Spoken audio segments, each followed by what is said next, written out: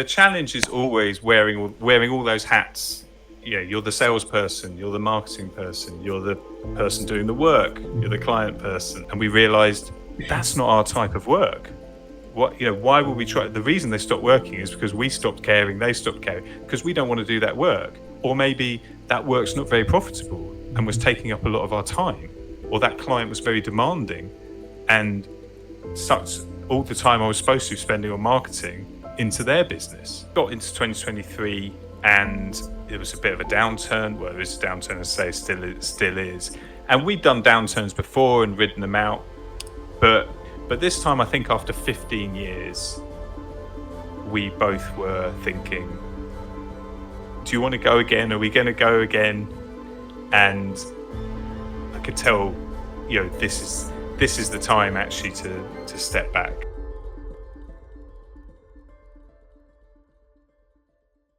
Welcome to the Founders Podcast, where we dive deep into the stories and strategies behind successful agency owners. I am Ayush, your host, and today we are thrilled to have Dan on the show. Dan had been in the agency business for 15 years as a founder, and he had been running his product UI UX agency called Lighthouse.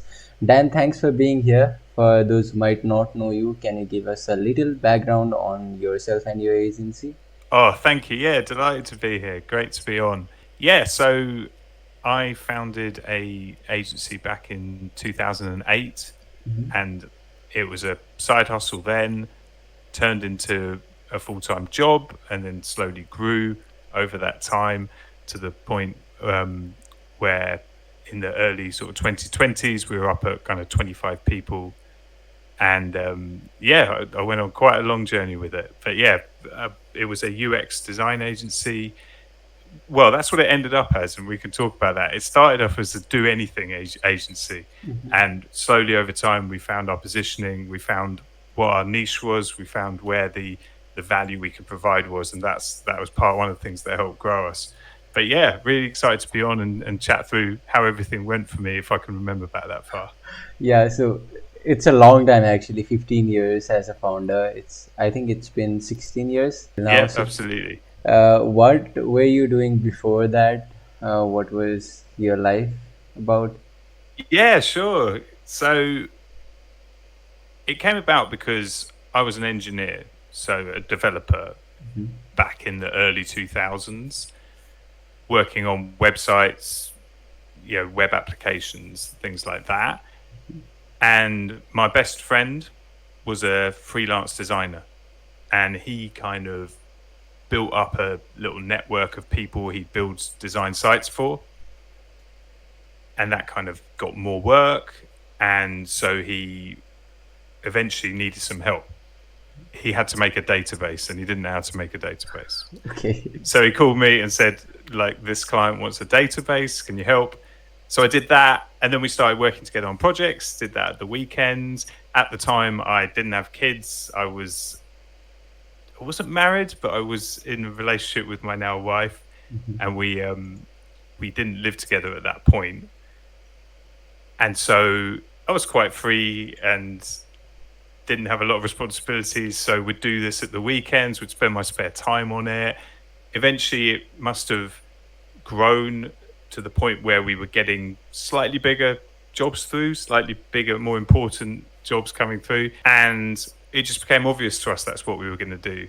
So I had to buy a house. I've got a mortgage with my permanent job. Yeah. And then after I had a mortgage and the bank didn't care anymore, I said, right, let's go for it.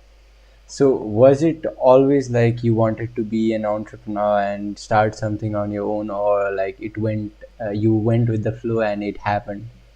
How was it? So yeah, I'm not one of those people that started my first business when I was 13 and made my first. No, that's not me. Yeah. My person I founded it with is that kind of person. They are always looking for the opportunity, and they made their freelance thing happen alongside their current job. And I basically went along for the ride a bit. And I think as it turned into a full-time thing, I just got really into running a business. I love, as a programmer, I used to love modeling things.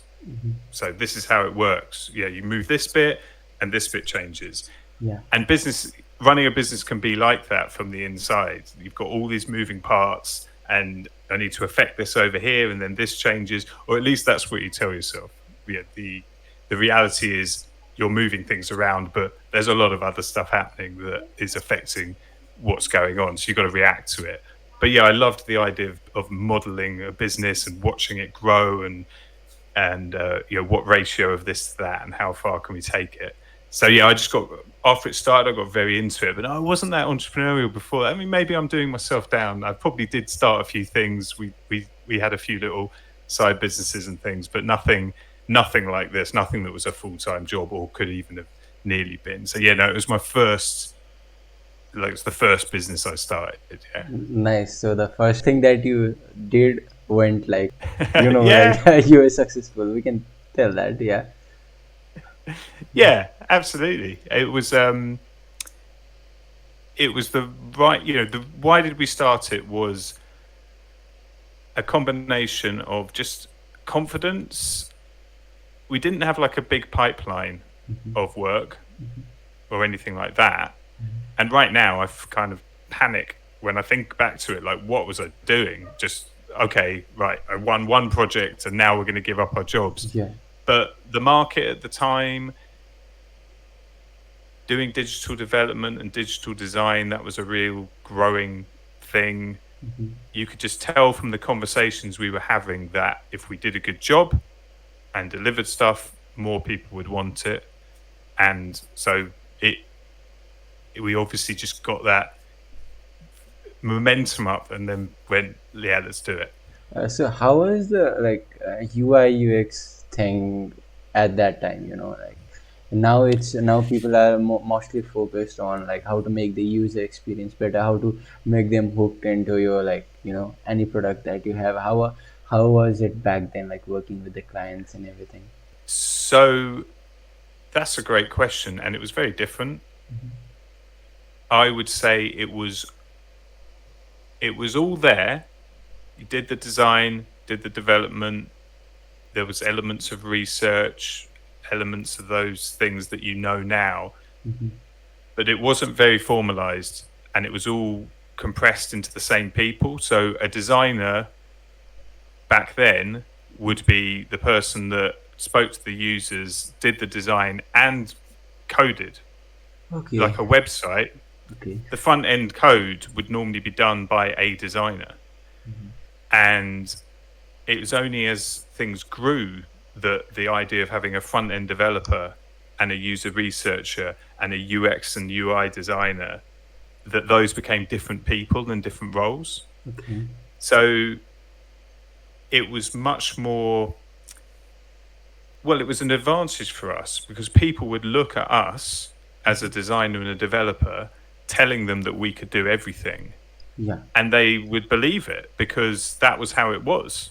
Yeah. So people would quite happily go to two people and say, look, I've got this really important thing for my business, new website or web application, or I'm doing a startup and I need the app built. And it was normal to say, oh yeah, two people can do that and support it, and that's fine. Whereas now you would go and say, well, how big's the development team in your agency? Where's the support? And so there was a much more kind of anyone can do it, you can try it out, and it just wasn't as mature. So people were willing to give it to someone who hadn't got a lot of experience.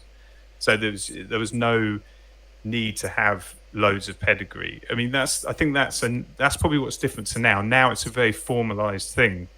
The whole UX and development and how it all works. There's expectations around it that weren't there. So you could move a lot quicker and be a lot freer. And that was a big advantage for us because obviously we were just two people. We didn't have a big dev team behind us. People had to trust that we could do a job, and back then people did. So, like coming from 2008 to 2023, you said that you like started with two people, and you like Hmm. had 25 people, in your business. And what I was like going to ask you is that back then, was it easy to get client works? Because now it seems like the market is totally saturated with agencies all over the place. And what was the scene back then? Was it really hard to like get work in terms of competition? Like, were Hmm. there many agencies that were doing the same thing, or there were only few? So there was competition, and we weren't first. Yeah. We when we started, there was a established agency scene. There was, online had happened, and places had websites, so we didn't have that first person to market advantage. But what I think we did that was important, and we did it by accident. Well, I say by accident. We did it because it's what we were interested in, and we weren't really thinking strategically. We just said this interests us. Is we did find a niche.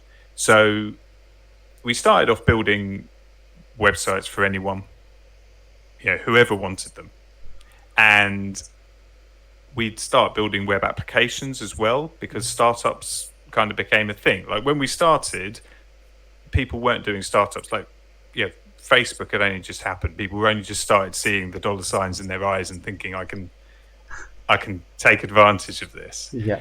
So what that meant was people would come and say, yeah, I want you to build. The amount of people that came and said, please build me Facebook is incredible. Like, if you think of what that would mean now, and even back then, it meant way more than they could possibly do. But we'd get that asked all the time. Oh, yeah, I've had an idea for something better than Facebook. So will you build it for me?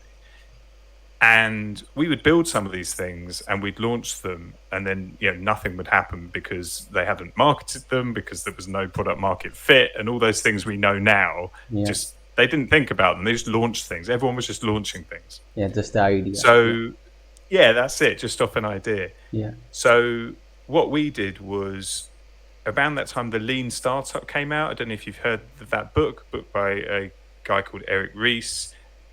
Big book back then about how to do a minimum viable product, and how to experiment, and how to learn before you put too much effort in. And we kind of made that our thing just because we got really into that book. And so our website said, do you want a website or are you a startup? And that was the messaging on the homepage. And just by having that, it made us a bit different. Not completely different. There were lots of other startup studios, but there weren't as many startup studios as there were full service digital agencies. So when someone came with a startup, they looked at us and said, they understand the issues and how to do this. And so that helped growth, because I think when you position yourself, if your agency does everything, then there's nothing to make it stand out.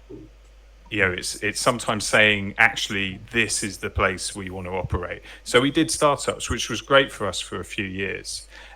Eventually, you have to mature. We had to mature beyond that, because there's a secret I need to tell you about startups, and that's that they don't have very much money. So if you want to grow an agency off the back of them, it can be hard to get those big budget projects.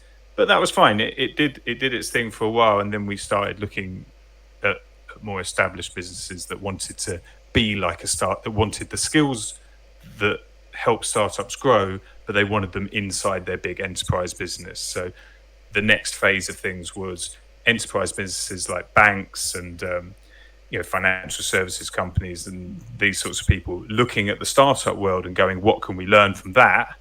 And we were able to say, well, we know what it takes in the startup world, so we could come and do that for you in your big business. So that was like another phase after that, of then positioning ourselves as the startup strategy for bigger businesses, and that worked pretty well as well. Another thing that I had to ask you is like, uh, 2020, 2008 to 2023, it's like a long period, and there are many Hmm. things that have changed.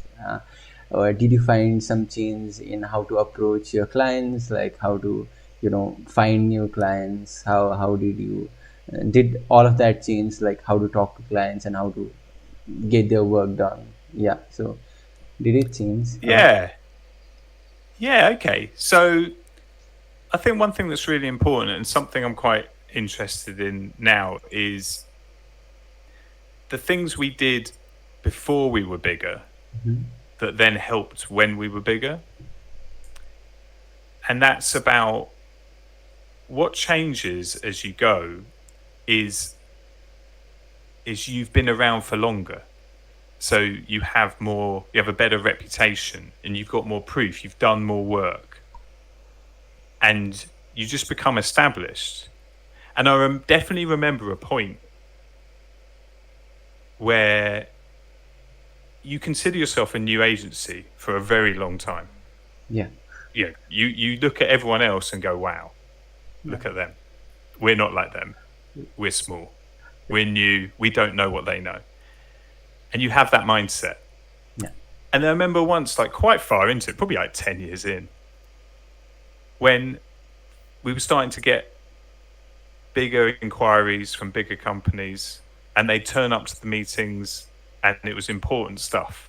And they were looking at us to say, what should we do? And I realized actually we're that agency now. You know, Yeah. like we're now the ones who have the back catalogue of work. We're the ones that have been around for that long. The people that were, most of them have gone off and done something else. Like they've either been bought by bigger agencies, they've gone and done their own products, they've closed down, whatever's happened. Suddenly you realise we're the established ones now. And I think what's important is that will happen if you stay in business for a long enough time. Maybe not even 10 years, right? Maybe it happens after 5 years. It's still impressive. And in the early days, all the work you're doing and all the relationships you're building, they start adding up to the point where 5 years down the line, they're just this huge asset of things for the power the business. Like the word of mouth, the network, the fact that when someone does come and meet you, you have all this amazing work to show them. So I think this is something I'd say about how to do that is to just make sure that you're always focusing some of your time on investing into your relationships and reputation, whatever shape that takes. For us, I'll give you an example of what it was for us. There's an online site called, I'm sure you know it, like a listing site called Clutch, which is a place you list your agency there and get reviews, and those reviews get verified. I don't know how effective it is now, but it was really effective for a period while we were growing quite fast.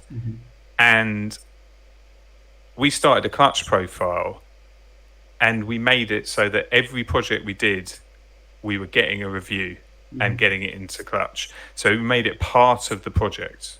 At the beginning of the project, we'd say, we want to show off about this project because, and we want to show you off. We want to make you look good and we want to make us look good. So we're getting a case study out of this. Part of the case study is that you do a Clutch review. So you made it part of the process and just started racking up these reviews until eventually our presence on Clutch was like one of the best on there. And then backing that up is really important, right? You can't just make a good Clutch profile. Making sure that all the way along we really cared about the quality of the work. So we got up each day and we're like, how can we make this work better? How can we make this client happier? And those things add up as well, so that when someone gets to Clutch and then meets us, the expectations are the same. Oh, they're 5-star here and everything I'm seeing is 5-star. And that was just such a huge asset. All the time we invested into doing that just eventually became the thing that, well, it was the business. It was how we got leads and it's how we converted leads. And I think, this is something really important that makes it easier down the line if you make sure you're doing it now. Like I think I see a lot of people now, and the temptation is to go into short-term tactics like cold emails, things like that. Yeah. And I'm not hating on cold emails, like they can work, but if you wake up each day and go, what's my email template going to be? What should I put in it? How many shall I send? Who should I send them to? That's what's in your head when you wake up, versus how do I make this client happier? How do I make this work better? Which of those is going to grow you more? You know, and I Yeah. think, and I'm not. That's up to each agency to answer. Like, but I mean, obviously, it's clear from what I'm saying. You know what my opinion would be because of what we did, but it is a choice. You can't wake up and do both.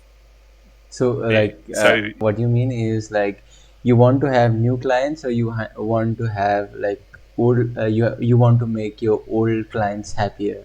That's yeah, that's the thing. there's Yeah. that. Absolutely, yeah. So there's that side of it, which is it's easier to invest into your current clients and get more money out of them Hmm. if they have more money to give. So that's another level to that. Yeah. Is that do you have that type of client yet? Yes. Because if you're at the level where all the clients you get do one project and then that's their budget gone, Hmm. and you have to find another client, that's okay. Like that's how you start. But do you want to scale that? Because something like cold emailing is a scaling tactic. So do you want more of those clients, or do you want to invest into your reputation, into that, how people perceive you, so that the clients that have slightly more budget start looking at you? Because that's where you could use that energy. The energy that you're using on trying to scale out the client that doesn't have any more budget could be used to try and meet the client that does. And again, it's not a choice. You don't have to do only one, only the other. You need work, right? So, okay, try and Absolutely. find more clients, but just make sure you're not only trying to scale out where you're at. You've got to be looking at what's next, because where that's things.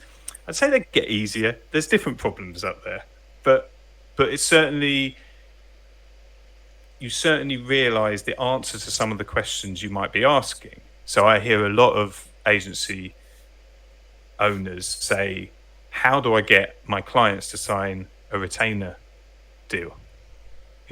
How do I get them to spend each month rather than spend on a project and then stop spending? And it's potentially the wrong question, because you might be your question might be, how do you get your clients to do that? Because maybe your clients can't do that. How do you find the clients that can, is probably the question. So a lot of people say, well, I'm trying to convince my client that he should keep spending with me, or she should keep spending with me. Hmm. Well, if they haven't got more money to keep spending, then you're never going to solve that. Exactly. So instead, where are the clients that are spending on retainers? And the truth is, they're slightly further down the line. They're looking for someone with a bit more experience. They're looking for someone with a positioning that is a bit more compelling to them. And you can find that. You can get that. You can get more experience. You can get a better value. You can be more valuable. It takes time, but you have to work at it. And if you're spending all your time, working out email templates and these kind of things, when are you spending that time to work out what your offering is and how to make your offering more valuable, so that the clients that do have retainer money are interested? So it's something I definitely, when back to your question, what changed over the time? Like, we changed, but we just made sure, and I didn't do it deliberately. We didn't do it deliberately, particularly, but the things we did that built that reputation and relationship came back and paid us back. Yeah, they pay that investment paid for itself, and in the end was probably the most important thing we did in terms of growing the business, is Yeah. investing into the work, into the clients, and into giving yourself that time to work out how to be more valuable. Yeah, like cold calling has like been given so much importance. You see all the creators on social media. They are like trying to sell you different ways of cold calling. Yeah, Yeah. and Yeah, what well, is notice that they're not cold calling you, right? They're on social media trying to sell it because it's. I mean, you know, cold calling and cold emailing and any of that outreach generally. Well, let me tell you how we used it because it's not because everyone does outreach, right? yeah. You've got to do outreach, but it's how you do it. Mhm, Okay, so the way we used cold email that fitted with how we worked was our cold email was not going out there and saying, "Hello, do you have a project for me? Please get in touch." Because your problem there is it time to buy for that person? Where are they in the buying cycle? The only way they're going to get back in touch is if they're at the point where they need to buy now. Okay? Cold emailing is good if you can get in front of someone at the moment they need to buy. But knowing when that moment is basically impossible because everyone's at a different point in the cycle, right? Every person you're emailing mhm, is at a different point in their buying cycle. yeah. So you're really just, so many of your emails are falling at the wrong time. It could be someone you might want to work with and they might want to work with you. But if they don't want to work with you that day when they get the email, they're not going to reply. And most of the people who want to work with you aren't ready to buy now. They're ready to buy in the future. So you're cold emailing, you're really taking a chance on getting into the inbox exactly right. And that's why so few of them reply because you're getting in the wrong time. Now, the way we did it was to not use it to say, do you want to buy today? Do you want to work with me today? Mhm, To not use it for that. But instead, we had some things that we set up that helped build our reputation. One of those was an event. So we set up an event for product designers. mhm, Um, and so instead of emailing to say, do you want to buy? We emailed to say, do you want to come to our event? There's free pizza and free soft drinks. Now that's valuable to them. yeah. So not all of them, not still, you don't get loads of people replying back. You never do with cold email, but you got more because they say, oh, actually, that sounds fun. And now we're talking to them. They're not ready to buy today, but there's someone we want to talk to. And in 6 months' time, a year's time, however long, when they do want to buy, we've got a relationship. They've come to our event, or even if they haven't come to our event, we're emailing each other. So it's about you can use outreach, but if you're providing value to someone and making that relationship happen, then that's in line with what I was saying, building this long-term thing, Mhm, this asset of your relationships and your reputation, not just going, oh, hi, I'm amazing. Please click on this link, which doesn't really get you anywhere. Um, in my opinion, it certainly gets you not as far. I actually watched the podcast like a week back, and the guy was Indian. He had been running a video editing agency, and what he told in that podcast was he was actually sending around 25,000 to 30,000 emails per day. Yeah, you might get some clients out of that, some leads. It's a numbers game. You will get some, Yeah. right? It's a numbers game. If you Yeah. send enough, you'll Hmm. get enough people at exactly the right time. Hmm. That day they want to buy, and you'll get some replies. I suppose I'll come back to that question. Where do you want to spend your energy? Because cold emailing is made to sound like a quick win, a silver bullet that's just going to happen and it'll work. But it doesn't. You sit down and try and write your template. You'll be back and forth. You'll be thinking about it. You'll be googling what's a good one, or you'll be investing into it, getting a copywriter and thinking about that back and forth with them. Then making your list. Or who's the list? What's the second email going to be? What's the sequence? How did that person do it? All of this. You only got so much headspace as an agency founder. You've only got so many things you can do, and the clue's in the name. Are you building foundations? is are those emails a foundational thing, or are they a tactic for executing? And I would say that they are the thing to do when you've got your offer sorted, and you know that if I get more clients from this, say you work out, I send 10,000 emails, I get one new lead, one new client, 10 new leads, one new client. And it's exactly the sort of client I want because I've spent my time building my offer. And when they meet me, they'll love me because I've spent my time making my back catalogue of work, and I'm established. Then great. If you know that, send all the cold email, send 20,000 and get two clients. But so many people aren't at that stage where it's time to just scale out the machine. They're still on that learning journey. And you're spending so much time on your learning journey working out how to do this short-term tactic, and just feels unbiased. We didn't do it. Well, I did say we didn't do it until we did this event and we rolled it out then, but we were more established then. At the beginning, it was all word of mouth. It's all doing great work. People want more great work, and trusting in that.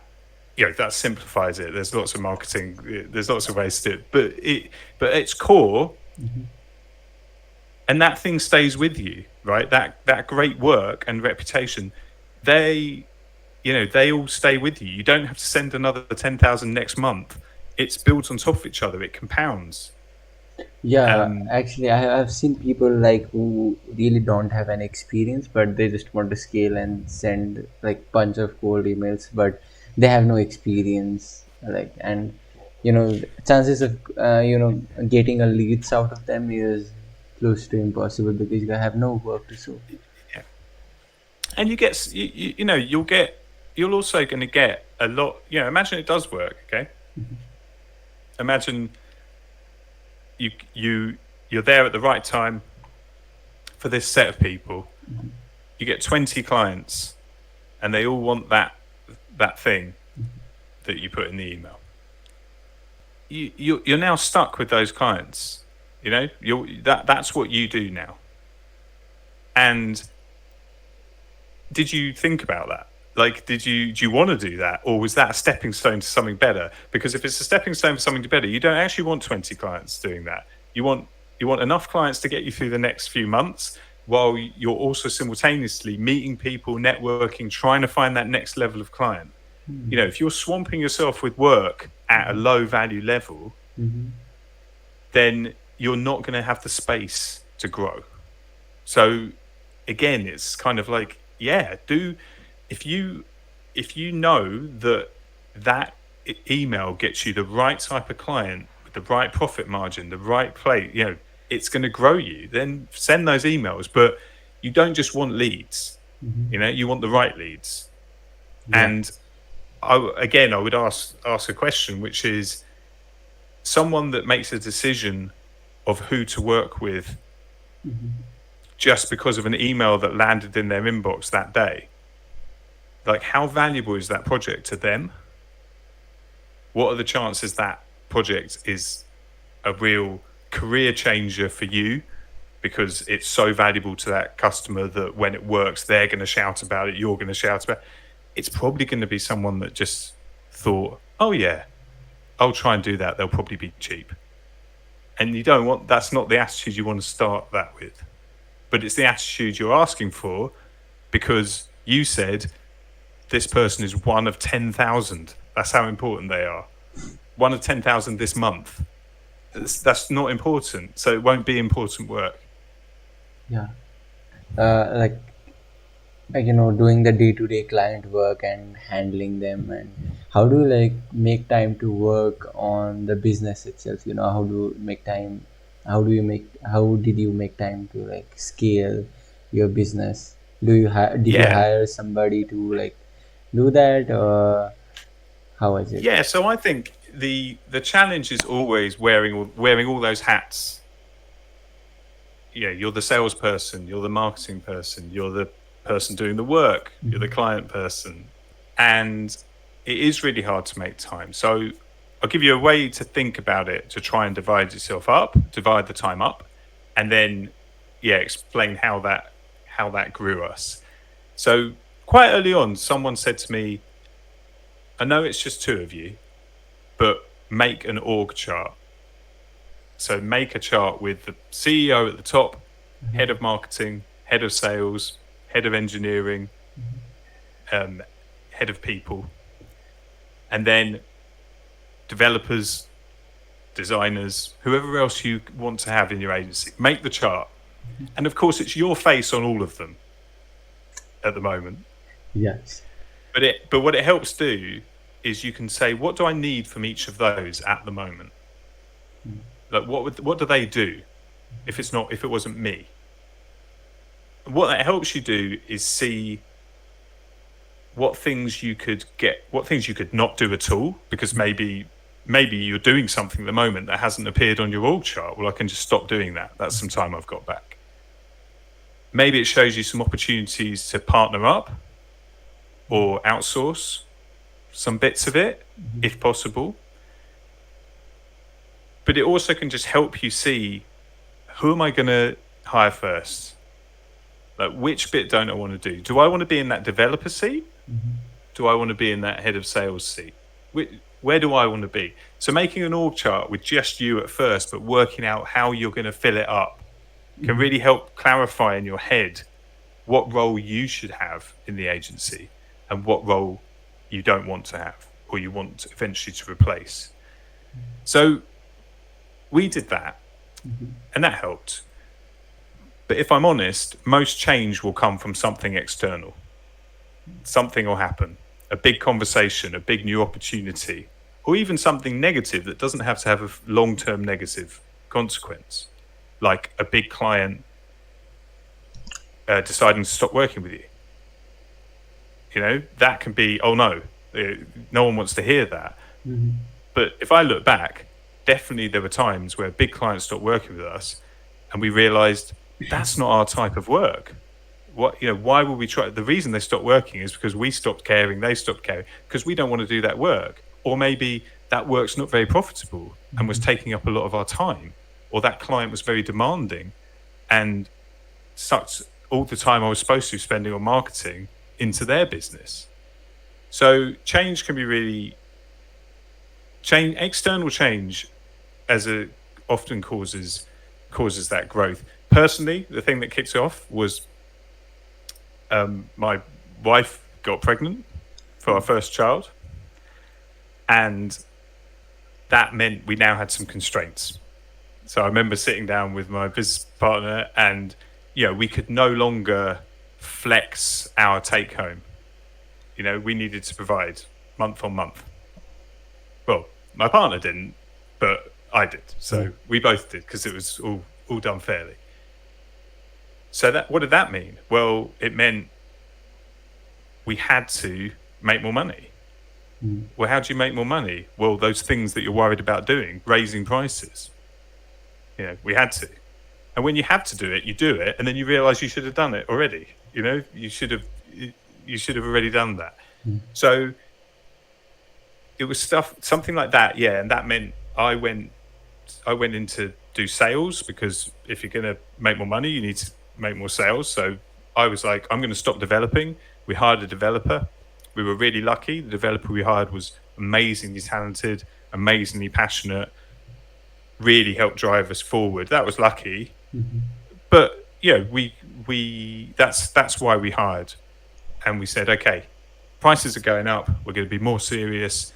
Bring a developer in and let's go for it. Let's see if we can take this up a notch. But the catalyst was that external thing of, oh, I've suddenly got a constraint. I need to operate with this constraint. I think a real thing for founders, early stage founders, is often they have a lot of freedom in their lives. They can work a lot. They can work weekends, they can work evenings, they can probably flex what they take home. So I had a good month, I had a bad month, don't need to worry. I just won't get paid quite as much this month. And not having any constraints means that you don't have to face up to some of the things that your business needs to do. And when you get that constraint, it's suddenly time to go, the business needs to do this and that. And you should have been doing that already, but no one does it already. but when you're forced to do it, it can be a real moment of change. Mm. So yeah, I think for me it was when the moments those constraints hit were normally times that we move forward. Okay, so like a bit personal question here. Yeah, What was the good month like? You know, how much yeah, okay, revenue and what was the yeah, yeah. profit Well, margin? sure. So, well, you know what they say? They say revenue for show, profit for the pro, right? Yeah, Because it is about that profit. yeah. Um, Uh, so where did we start out? Our I think about a few years in, our annual revenue was probably about like 500,000. And so what would good months look like? 20K. We're and what was talking the pounds, English pounds here. okay? So what was So the profit margin? the profit margin. So I can't remember exactly. Back then, it would have been quite high because it was not there were not many of us. At the beginning, it's quite easy to have a good profit margin because if it depends if you're going to count after you pay yourself or not.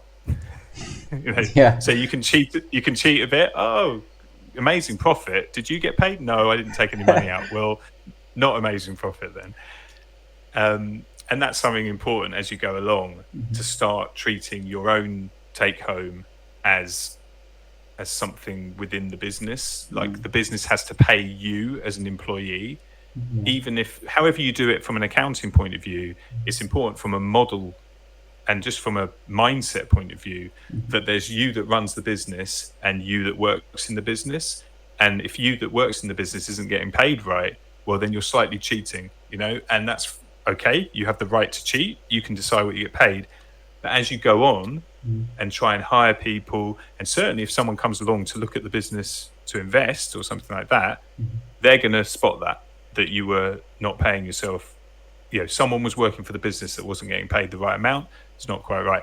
But back to your question, yeah, we started around that, and then when we were up at like 20 plus people, we were doing around 2.5 million a year, and profit on that. Well, a good profit for an agency, people will tell you different things. If you're lower than 10%, that's not great. If you're above 20%, that's pretty impressive. Most agencies will fall somewhere in the middle. Once you get people involved, like once you're scaling out. Now, when it's you on your own and you're smaller, the rules are a bit different because you can kind of decide if you want to maximize the profit, then put your prices up. Don't hire anyone. That can be your goal, and maybe you'll get a good. But is that what you want from your business? It's up to you. Once you start hiring people and you've got like the standard costs of an agency, then yeah, under 10, not so good. Over 20, pretty good.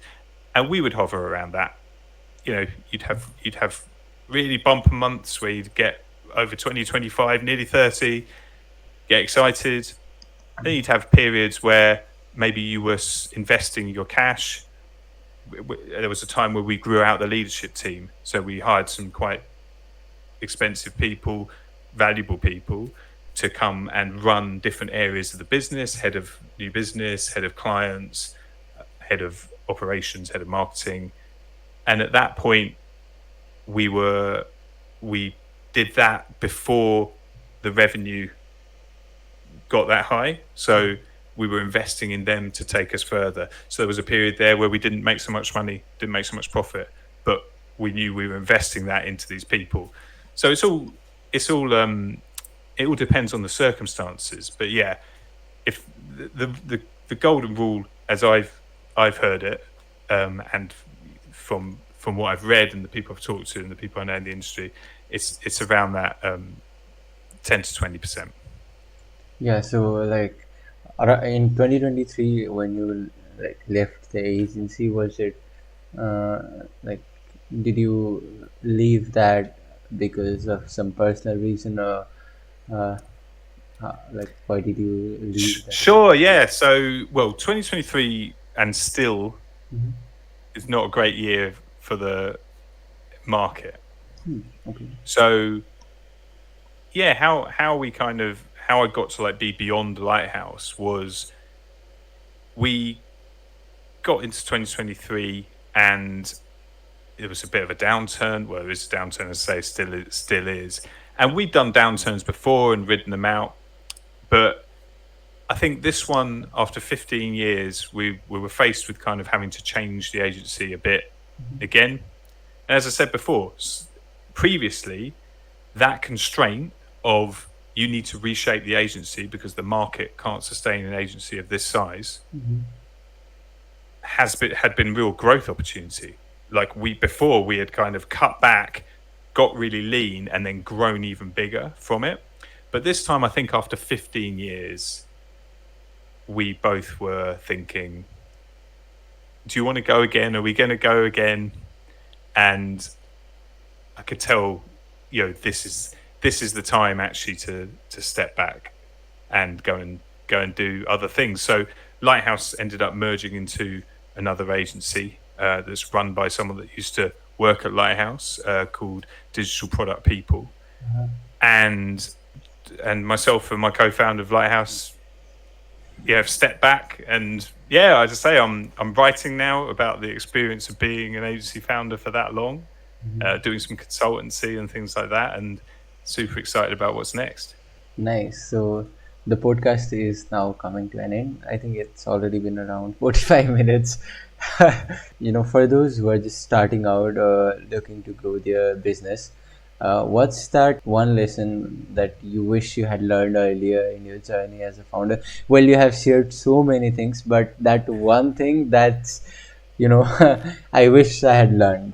What was that? What is that? I wish I'd known earlier the importance of that reputation and relationships that I spoke of before. Mhm. Building that asset through the conversations you have, who you have them with, and the networking and the people you meet and the work you do, and making sure when you do that work, people see that work. We did it because we just wanted to do great work and we were excited. We didn't strategically do it to build a brand or build anything really, but that's what it ended up doing. So I would do that with way more intent and it would happen faster if I'd done that. We would have captured more of that good stuff, of that stuff that convinced people we were great, and we would have shown it off earlier, and we would have built that event I talked about. We would have started that earlier. So that would be the thing, to be constantly investing into your reputation and your relationships. That's starting that earlier and with more intent would be the thing I did if I was going again. Nice. So you said you are writing a book, right? You are writing a Not a book, no, a newsletter. Okay. So Yeah. is it a So yeah, way? should I say where you can find me? Yeah, yeah, yes. Yeah. Basically Okay, that. cool. So yeah, I'm basically wanting to pass on advice to people starting agencies, and I don't want to do it from the point of view of someone, trying to remember what it was like, because I've spoken to enough advisors, and the time that they really give good advice is when it's really true to something that actually happened to them. So I'm lucky. I'm a hoarder. I've got every email I ever sent at Lighthouse and every Slack message I ever sent. So I could search my archives. So I go and do that every week, search my archives. I find something that was actually happening to me that I think people could be helped by, and I write it in a newsletter. So each week I write a newsletter. So that's what I'm doing now. I'm writing. It's really fun. I really enjoy thinking back through those problems and the balancing act. There's no right or wrong way, despite what you read on X. Everyone's got their own way, and that's what I really love about people running agencies. So I write a newsletter once a week. You can find that at dearagencyfounder.com. If you want a little taster, you can find me on X, where I post small bits and pieces. There I'm Gentus Maximus, at Gentis Maximus. I'll, I'll, Bit like the I'll link bit your, like the Roman centurions. Yeah, yeah, absolutely. I'll link your link. Um, and yeah, that's where I'm publishing at the moment. But yeah, maybe in the future, a book. Who knows? Sure, Don't sure. write anything off. All right. Thank you so much, Dan. It was a really nice first podcast, right? It was great. It was great. It really was. I really enjoyed chatting about that with you. Yeah, And yeah, good luck with the next one. I'll be your first subscriber as well as your first guest. thanks, thanks. All right, I'll see you then. All right, bye. Thanks. Okay, take care.